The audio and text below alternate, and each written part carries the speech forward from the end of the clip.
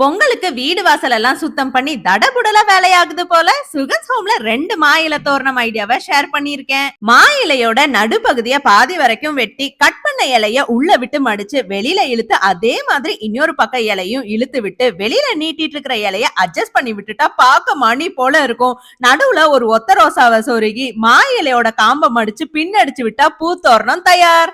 எப்பவும் போடுற தோரணத்துல ஒரு வித்தியாசமா ட்ரை பண்ணி பாருங்க. மா இலையோட ரோஜா வாசனை கலந்து கும்முன்னு ஒரு வாசம் வீசும் பாருங்க, செம்மையா இருக்கும்.